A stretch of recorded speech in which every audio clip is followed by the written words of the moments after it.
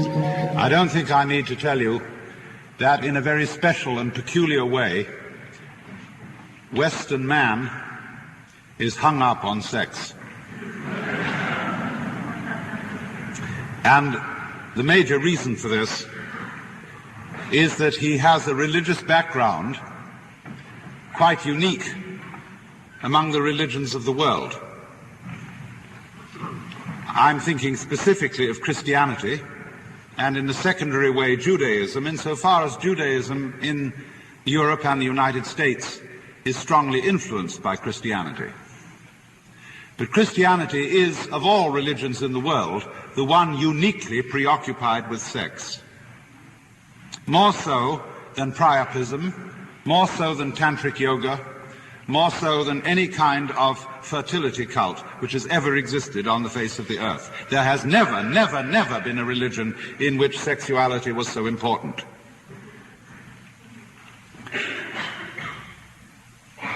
And there are certain very simple standards by which this can be judged. In popular speech, when you say of a given person that he or she is living in sin,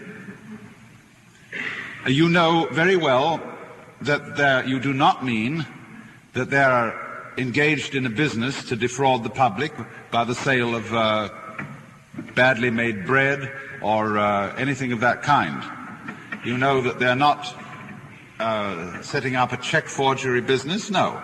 People who are living in sin are people who have an irregular sexual partnership. In the same way, when you say something is immoral, it pretty much means that it's something sexually irregular. I remember when I was a boy in school, we used to have a preacher. He came to us every year, the same man, once a year, and he always talked on the subject of drink, gambling, and immorality. I remember the way he rolled it round his tongue, and it was very clear what immorality was. And also, I might point out that present company accepted the Unitarian Church being somewhat unusual. Most churches in America and in England and in other parts of the Western world are, frankly, sexual regulation societies. They occasionally get excited about other moral issues, but really not very much. In other words, when you ask, what can people get kicked out of church for? Let's suppose that you consider important ministers, bishops, priests, and so on. They can live in envy, hatred, malice, and all uncharitableness and be in perfectly good standing.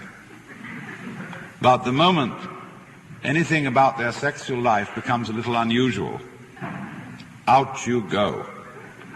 And that's about the only thing you can go out for. You study, for example, a Roman Catholic manual of moral theology. These manuals of moral theology are technical books about sins of all kinds, just exactly what they are, how they're done, how grave they are, mostly for the advice of confessors. And they're always arranged according to the Ten Commandments. And when they get to the commandment, thou shalt not commit adultery, the volume expands like this. In fact, it occupies 2/3 of the whole book. All the details. So we have, in a very special way, got sex on the brain, which isn't exactly the right place for it.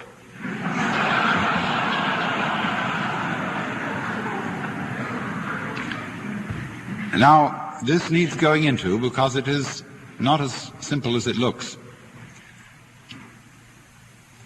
There are really two roots of the whole problem.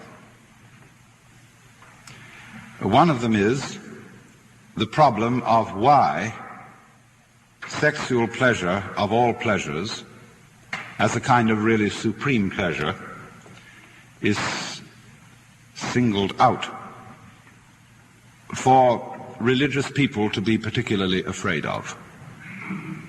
This is not only true in Christianity. I say Christianity emphasizes it in a certain way, but in Asian religions also, especially in India, there is a prevailing view that if you want to attain real heights of spirituality, the one thing you must give up is sexuality, in the ordinary sense of genital sexual relationships with man or woman, as the case may be. And this reflects in part, you see, an attitude to the physical world, because it is, after all, through sexuality that we have, along with eating, our most fundamental relationship to materiality, to nature, to the physical universe. And it is the point at which we can become most attached to the body, to the physical organism, to material life. That's one reason why it's problematic. The other reason why it's problematic is more subtle. And that is that sexuality is something which you cannot get rid of. Do what you may, life is sexual, in the sense, for example, that you are either male or female. There are various other gradations, but basically they are forms of maleness and femaleness, and also that every one of you is the result of sexual intercourse. And this feature of life can be looked at in one of two ways. You can say, on the one hand, that all man's higher ideals, his spirituality and so forth, is simply repressed sexuality. Or on the other hand, you can say that human sexuality is a manifestation, a particular form or expression of what is spiritual, metaphysical, divine, or whatever you want to call it. I hold to the latter view. I don't think that religion is repressed sexuality. I think, however, that sexuality is just one of the many forms in which whatever all this is expresses itself. But you see, if this thing is something you cannot get rid of, and if you realize that indeed a way of life in which sexuality is in some way put down or repressed is nonetheless an expression of sexuality, then we come to a view of a religion in which sex is a very special taboo, which is rather unusual. It's normally said, you see, yes, Christianity is a religion in which sex is taboo, and there's simply no getting around it. I know up-to-date ministers today think sex is all right. It's perfectly okay if you're married and you've got a mature relationship with a woman. It's all right. And they kind of damn it with faint praise. But if you read anything of Christian writings prior, shall we say, to 1850, to set a date rather arbitrarily, you will find that it's not all right. Not at all. It's tolerated between married couples and strictly for the procreation of children. But on the whole, to do without it is best.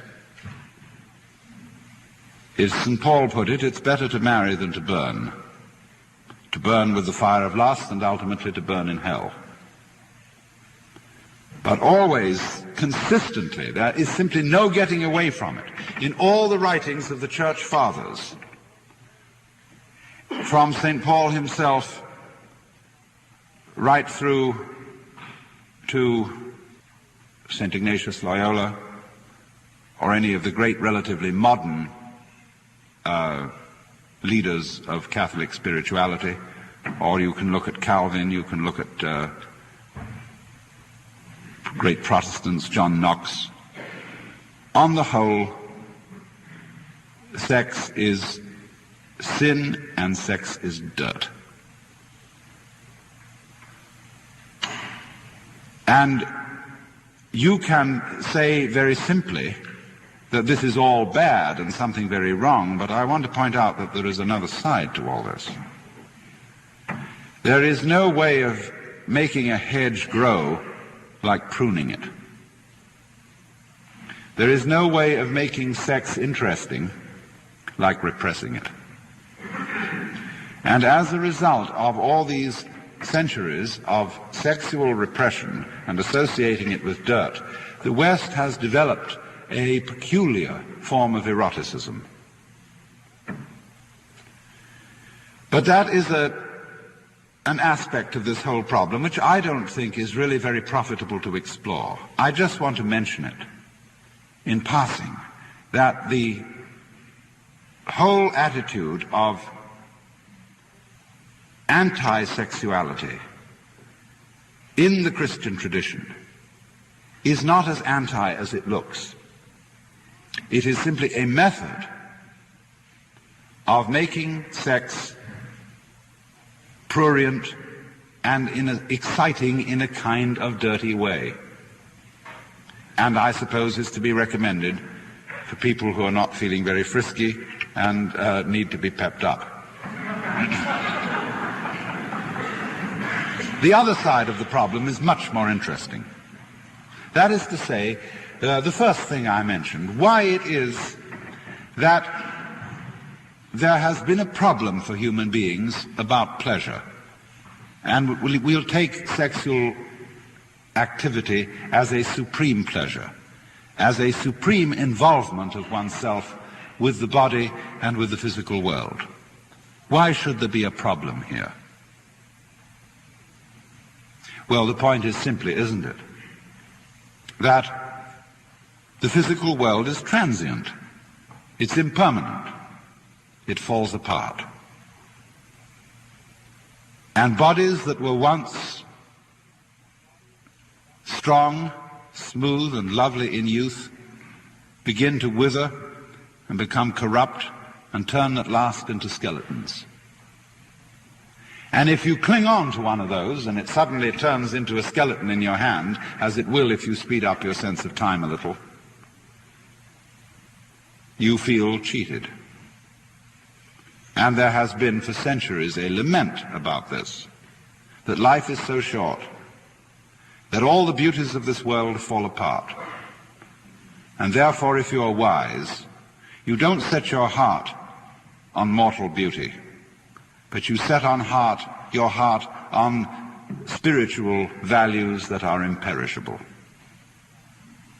Even that supposed tippler and rake, Omar Khayyam, says that the worldly hope men set their hearts upon turns ashes or it prospers, and anon like snow upon the desert's dusty face, lighting a little hour or two, is gone. And so don't bet on that horse. And read any kind of spiritual literature you want to. Christian, Buddhist, Hindu, Taoist, all of them seem to emphasize the importance of detachment from the body, from the physical world, so that you won't be engulfed in the stream of impermanence. The idea being, you see, that to the degree that you identify yourself with the body and with the pleasures of the body, to that degree you are simply going to be something that is sucked away in the course of transiency. So therefore hold yourself aloof. As in, for example, the advice of many Hindus in the practice of yoga, you are advised to look upon all sensory experiences as something out there, which you simply witness. You yourself identify yourself with the eternal, spiritual, unchanging self, the witness of all that goes on, but who is no more involved in it than, say, the smoothness or the color of a mirror is affected by the things which it reflects. Keep your mind like a mirror. pure and clean, free from dust, free from flaws, free from stain. And just reflect everything that goes on, but don't be attached. You will find this all over the place.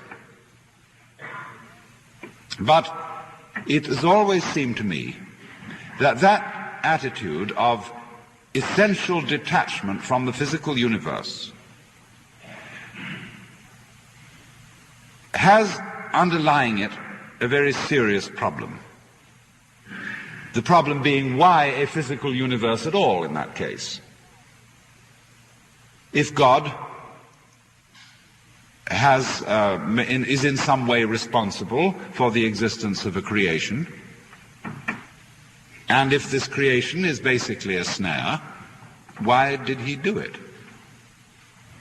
And of course, according to some theologies, the physical universe is looked upon as a mistake, as a fall from the divine state, as if something went wrong in the heavenly domain and causing spirits such as we are to fall from their high estate and to become involved with animal bodies.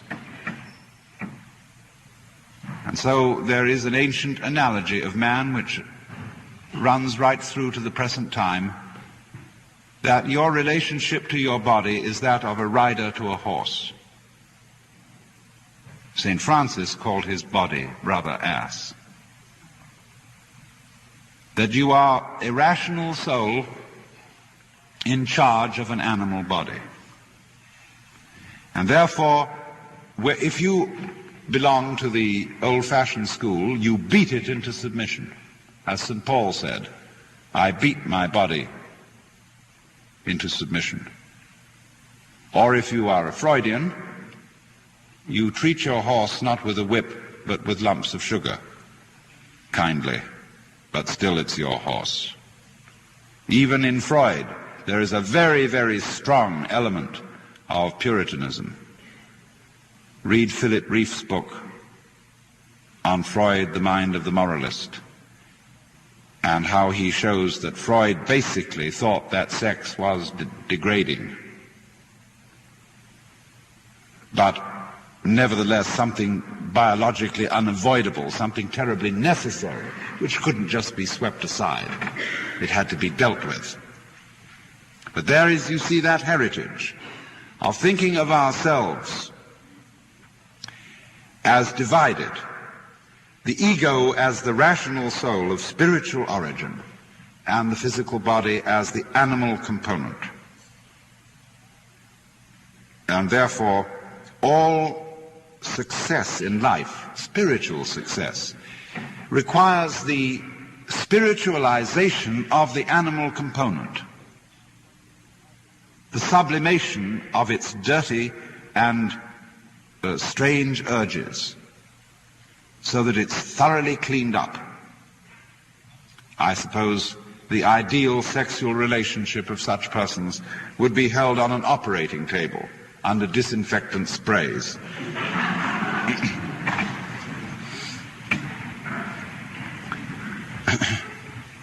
Now, it is of course true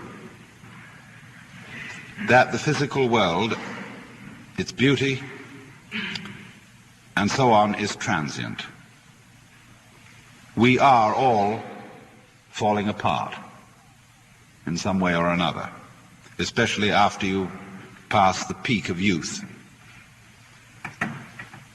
But it's never struck me that that is something to gripe about. That the physical world is transient seems to me to be part of its splendor. I can imagine nothing more awful than, say, attaining to the age of 30 and suddenly being frozen in that age for always and always. You would become a kind of, we would all be a sort of animated waxworks. And you would discover, as a matter of fact, that people who had that physical permanence would feel like plastic. And that is, as a matter of fact, what is going to be done about us. by technology in order to attain perpetual youth. All the parts of us that decay and fold up are going to be replaced by very skillfully manufactured plastic parts, so that in the end we will be entirely made of very, very sophisticated plastic. And everybody will feel like that. And everybody will be utterly bored with each other. Because the very fact, you see, that the world is always decaying and always falling away is the same thing as its vitality. Vitality is change. Life is death. It is always falling apart. And so there are certain supreme moments, you see, at which in the body we attain superb vitality. And that's the time. Make it then. That's the moment, just like when an orchestra is playing, the conductor wants to get a certain group of, say, violins to come in at a certain moment, and he's conducting, and he's got to now make it. And they all have to go right now, you see? Of course. That's the whole art of life. To do it at the right time, to do it in time, like you dance or you play in time. And so in the same way, when it comes to love, sexuality, or equally so in all the pleasures of gastronomy, timing is of the essence. And then it's happened and you've had it. But that's not something that one should look upon with regret.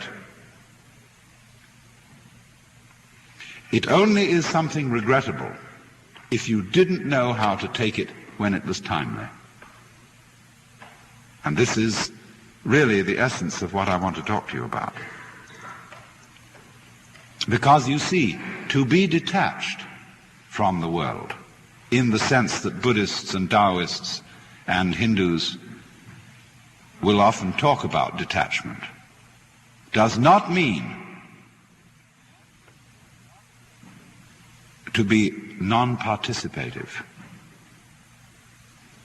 You can have a sexual life very rich and very full, and yet all the time be detached.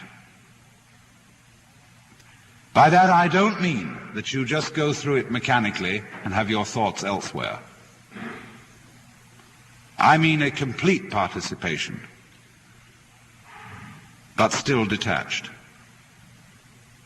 And the difference of the two attitudes is this.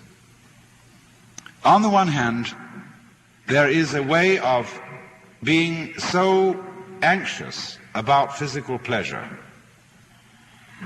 so afraid that you won't make it, that you grab it too hard, that you just have to have that thing. And if you do that, you destroy it completely. And therefore, after every attempt to get it, you feel disappointed. You feel empty, you feel something was lost. And therefore you want it again. You have to keep repeating, because you never really got there. And it's this that is the hang-up. This is what is meant by attachment to this world, in an evil sense. But on the other hand, pleasure in its fullness cannot be experienced when one is grasping it. I knew a little girl to whom someone gave a bunny rabbit. She was so delighted with the bunny rabbit and so afraid of losing it that taking it home in the car, she squeezed it to death with love. And lots of parents do that to their children. And lots of spouses do it to each other. They hold on too hard, and so take the life out of this transient, beautifully fragile thing that life is. To have it, to have life, and to have its pleasure, you must at the same time let go of it. And then you can feel perfectly free to have that pleasure in the most gutsy, rollicking, earthy, lip-licking way. One's whole being taken over by a kind of undulative, convulsive ripple, which is like the very pulse of life itself. This can happen only if you let go. If you are willing to be abandoned. It's funny, that word, abandon. We speak of people who are dissolute as being abandoned, but we can also use abandon as the characteristic of a saint. A great spiritual book by a Jesuit father is called Abandonment to the Divine Providence. There are people like that who just aren't hung up. They are the poor in spirit. That is to say, they spiritually are poor in the sense they don't cling on to any property. They don't carry burdens around. They're free. Well, just that sort of spiritual poverty, that let-go-ness, is quite essential for the enjoyment of any kind of pleasure at all, and particularly sexual pleasure. Now, when I was a boy in school, I'll go back to this because my experience may not be, I don't know how typical it would be of children brought up in the United States in a religious environment, but my experience in England was quite fascinating. About, when one is baptized as a child, and you don't know anything about it, and your godfathers and godmothers are your sponsors, then there comes a time when you are about to enter into puberty, when you are confirmed, when you undertake for yourself your own baptismal vows that were made on behalf of you. And in England, confirmation into the Church of England, which is Episcopalian in this country, confirmation is preceded by instruction. And this instruction consisted very largely of lessons in church history, because the British approach to religion is peculiarly archaeological. It is based on the great past, the great Christian saints and heroes. And it's really quite interesting, because it somehow associates you and puts you in the tradition of King Arthur and the Knights of the Round Table and all that sort of thing. But the time comes when every candidate for confirmation has a private talk with the school chaplain. And obviously, in every process of initiation into mysteries, from time immemorial, there has been the passing on of a secret. And so there's a certain anticipation about this very private communication, because you would think, if you are being initiated into a religion, what the secret consists of is some marvelous information about the nature of God, or the fundamental reason for being, and so on. But not so in this case. The initiatory secret talk was a serious lecture on the evils of masturbation.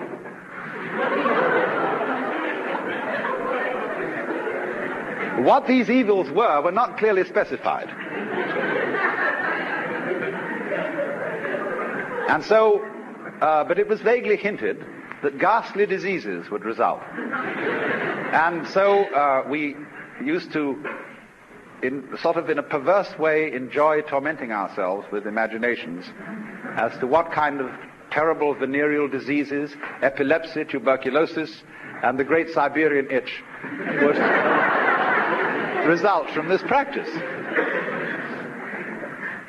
Now, the extraordinary thing about it is this, that the very chaplain who gave these lectures had in his own upbringing been given the same lecture by other chaplains, and this went back some distance in history, I imagine.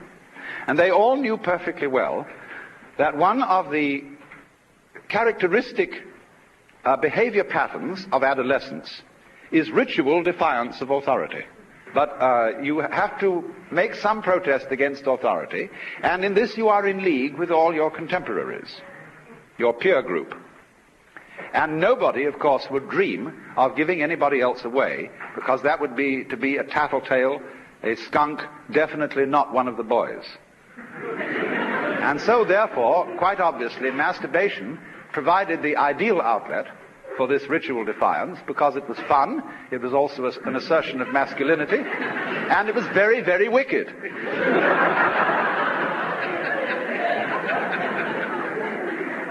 So I meditated on this some time as to why the system continued. And I came to the realization that the Christian put-down of sex is an extremely mysterious thing.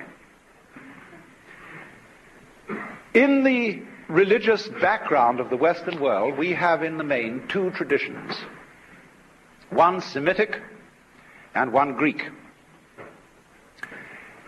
So far as the Semitic tradition is concerned, the material world and sexuality are definitely good things.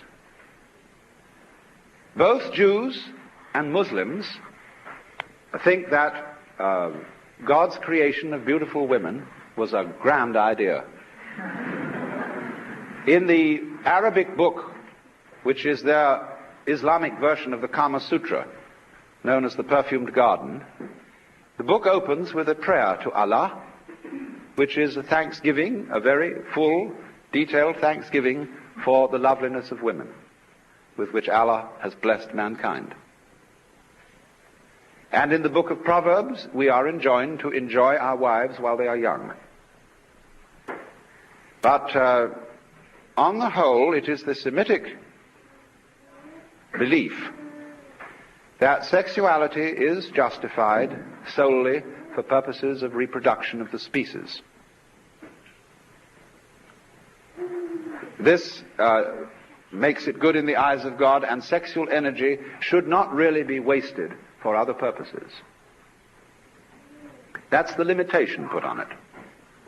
Now, on the other hand, we have a Greek tradition, which is peculiar in that it is strongly influenced by a dualistic view of the universe, in which material existence is conceived as a trap, as a fall into turgid, clogging matter, which is antagonistic to the lightness and freedom of the spirit. And therefore, for certain kinds of Greek religion, among which we must name the Orphic mysteries, the Neoplatonic point of view, and the later Gnostic points of view, being saved means being delivered from material existence into a purely spiritual state. From this point of view, sexual involvement is the very archetype of material involvement. Mater, mother, matter are really the same word. And so the love of woman is the great snare. This is incidentally a doctrine invented by men.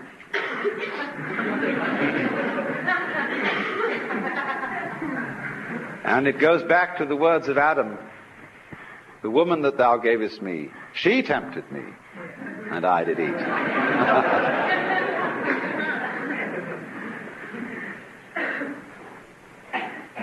Now, in the development of Christian theology, from approximately the time of St. Paul through the beginning of the Renaissance, it was universally held that sex was a bad thing. You should read St. Augustine on this. He said that in the Garden of Eden, before the fall, reproduction took place in just the same way and with just the same lack of excitement as one excretes or passes water, and there was no shameful excitation of the sexual parts. And the whole attitude of the Church Fathers in those centuries was that the virgin state was immensely superior spiritually to the married state, and that sexual relationships were excusable only within the bonds of marriage and for the sole purposes of reproduction. And the manual, the moral penitentiaries of the theologians of the Middle Ages list all sorts of penances that must be said even by married couples who performed sexual intercourse on the night before attending Mass, worse still before receiving Holy Communion, and of course it must utterly be avoided on certain great church festivals. So although in theory marriage is a sacrament which somehow blesses this peculiar relationship, there is a definite attitude that it is after all dirty and not very nice. Now you must realize too that in those days the institution of marriage was not what it is today. Marriage at the time of the rise and development of Christianity was a social institution for alliances between families. You did not marry the person of your own choice except under the most peculiar circumstances. You married the girl your family picked out for you, and they thought it over carefully from its political point of view as well as from the point of view of eugenics, and whether this was a good healthy girl and whether this was a good healthy man, and they had an economic bargaining about it, and you married this girl. You weren't necessarily in love with her. And it was perfectly well understood in the secular world that on the side you had other arrangements. You had, if you could afford them, concubines, or even second and third and fourth wives. And these subsidiary wives were, there was a somewhat more choice open to you in getting those than in the first one. First one is definitely a family arrangement. Now that's the context of it, don't forget that. So what the church was saying was only that woman should be your bedfellow whose marriage has been arranged by paternal authority. The idea of romantic love does not arise in connection with marriage until the troubadour cults of southern France, of Provence, in the late Middle Ages, when there begins to be this idea of the idealization of a woman as the inspiring goddess almost of the knight errant. Dante's Beatrice is the inspiring woman who leads him to heaven. Now historians are not agreed as to whether the lady loves of the chivalrous knights were in fact their mistresses, or whether they were simply idealized women. But the influence of the cult of romantic love on the West was profound. And it brought about a weird combination of ideas. One, the notion of the married state being the only licit relationship in which sexual play might be carried on. And two, the notion that the girl you marry should be the one you've fallen in love with. Two more ill-adjusted ideas could hardly be put together. Because naturally, when you love someone very much indeed, in the enthusiasm and ardor of youth, you say things that are hardly logical or rational. You stand up before an altar and you say, "My darling, my sweetheart, my perfect pet, I adore you so much that I will live with you forever and ever until death do us part." And that's the way you feel at the time. In a rather similar mood, ancient peoples would hail their kings and say, "O king, live forever." Obviously this was not literally meant. They were just wishing him a long life. But to live forever, no sir. No mortal does that. So the trouble was, you see, that when certain kinds of extravagant poetic expressions got in the hands of people like Augustine and Tertullian, who were rather influenced by Roman literalness, they wrote it into the law books. And so this amazing situation came about. But we still have not fully explored the subtlety of it. Let us consider certain periods when this attitude of prudism towards sexuality was in an ascendancy. Nearest to our times is the bourgeois revolution, you might call it, in Victorian England and the United States. We all say Victorian as an adjective to indicate Grundyism, extreme monogamy, a definite disgust for all things sexual. And yet, when we really go into the history of the Victorian period, we find that it was an extremely lascivious epoch. One has only to look at the lushness of Victorian furniture to realize that chairs are disguised women. That the way even piano legs are shaped. I mean, this kind of thing is throughout Victorian art forms. And the conduct of the British aristocracy during that period beggared description. People like Freud and Havelock Ellis made a certain mistake. They said about the church and about religion in general that it was nothing but a form of sublimated sex. They said these people, for curious reasons, suppress sex. And therefore it becomes a very powerful force for them. You must remember, of course, that they worked on a hydraulic analogy of human psychology. That they liken it all to a river. If you dammed it up, it would burst the dam.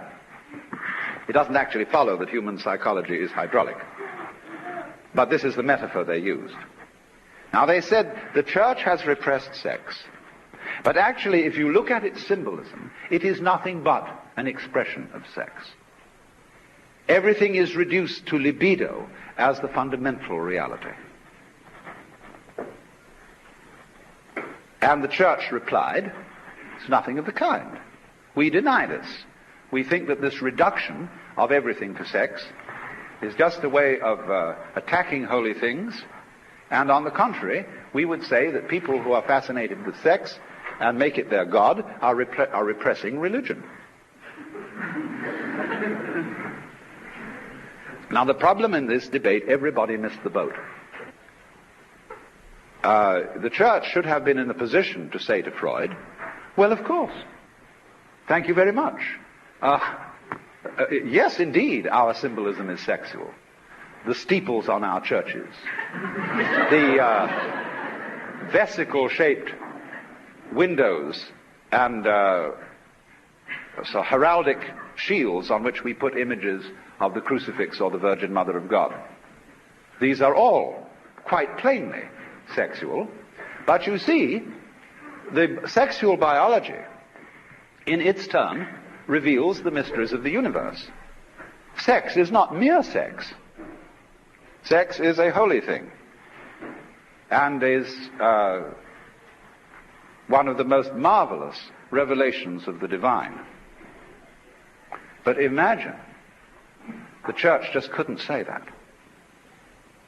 If you look at Tibetan Buddhist iconography, their images, or you look in Hindu temples, you will find things that Europeans and Americans have never been able to understand. Here are images of Buddhas and of the gods engaged in amazing diversions with their female counterparts. And everybody thinks that these are kind of dirty sculptures. Now, they're nothing of the kind. They are saying to the people who look at them, the play of man and woman is on that level, on the level of biology, a reflection of the fundamental play of the cosmos. The play of the positive and negative principles, of the light and the dark, of the mental and the material. They all play together. And the function of sexual play is not merely the survival and utilitarian function of reproducing the species, as it is among animals to a very large extent. What peculiarly distinguishes human sexuality is that it brings the partners closer and closer to each other in an intense state of united feeling. In other words, it is a sacrament, the outward and visible sign of an inward and spiritual grace bringing about love. And so, if that is peculiar to human beings, it is perfect nonsense to degrade human sexuality by saying it should only be carried on in the way that the animals do theirs, because they have not yet, as it were, evolved to the place where sex is the sacramental expression of man and woman's love. And this love, in that sense, is a kind of enthusiasm, which means a being possessed by the divine. Falling in love, although considered by practical people to be a sort of madness, is actually the same sort of thing as the mystical vision, a grace. And in its light, we see people in their divine aspect. When, as the song says, every little breeze whispers Louise, there is a sort of extraordinary state of mystical intoxication in which the ideal woman has become the goddess, which is, from one point of view, what every woman is, if you see her with the scales off your eyes. And likewise every man seen with the scales off her eyes. So, what happened then as a result of this historical situation was mutual name-calling between the proponents of religion and the proponents of scientific naturalism, such as Freud and Havelock Ellis, and in our own times Albert Ellis, and people of that kind. They've never got together because they've never understood, neither the church nor the opponents of the church have clearly understood that the secret or unconscious motivation of sexual repression is to make it all the more interesting. And on the other side, it has not been clearly understood that the sexual biology and all that goes with it is a figuring forth on the level of biology of what the whole universe is about. Ecstatic play. So as a result, there has been a kind of compromise. Today in ecclesiastical circles, sex is being damned with faint praise. People are saying, after all, yes, sex was made by God, and we should remember the Jewish point of view. And it is perhaps for something more than reproduction, to bring about the cementing of the marriage ties between husband and wife. But still in practice, it remains the frightening taboo. On the other hand, the opposition to Christian prudery goes overboard and always moves in the direction of total license. You see, what's going on is a contest between the people who want the skirts pulled down to the floor and the people who want them pulled up to the neck. And you know, you've got to draw the line somewhere. But the play between these forces is, where are we going to draw it? Well, that's very exciting. Provide neither side wins. I mean, imagine what it would be like if the libertines won. And they took over the church, so that on Wednesday evenings, the young Presbyterian group would meet for prayer through sex. Every child would go to the school physician for a course in hygienics, and they would have classes, and they'd have plastic models, and all the children would do it in class, in very clean, hygienic circumstances, all sprayed with rubbing alcohol. Everything would be fine. Imagine how boring it would all become. So you see, the people who say, no, modesty is important, have something right about them. But they mustn't be allowed to get away with it. But they mustn't be obliterated. You see, life works that way. Let's take an entirely different analogy. Let's take a given biological group, a species we'll call A. It has a natural enemy, B. Now, one day, A gets furious at the natural enemy, B, and says, let's obliterate it. And they gather their forces and they knock out their natural enemy. Well, suddenly, after a while, they begin to get weak. They get overpopulated. There's nobody around to eat up their surplus creatures, and they don't have to keep their muscles tensed against any enemy, and they begin to fall apart because they destroyed their enemy. What they should do is cultivate the enemy. That's the real meaning of love your enemy. There is such a thing as a beloved enemy. And if you don't have a beloved enemy, in other words, if the flies and the spiders don't go together, there's going to be too many spiders or too many flies. And these balances keep the course of nature going. Well, it's exactly the same thing as between the libertines and the prudes. They need each other.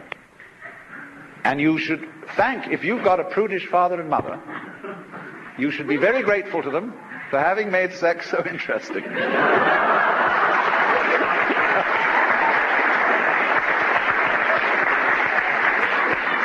So don't defy them completely. Don't go around campus with placards bearing four-letter words.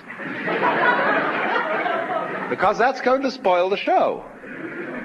But every generation must react to the one before, you see, to keep this tension going. And it is by this tension, this play of the opposites, that we have the love that makes the world go round.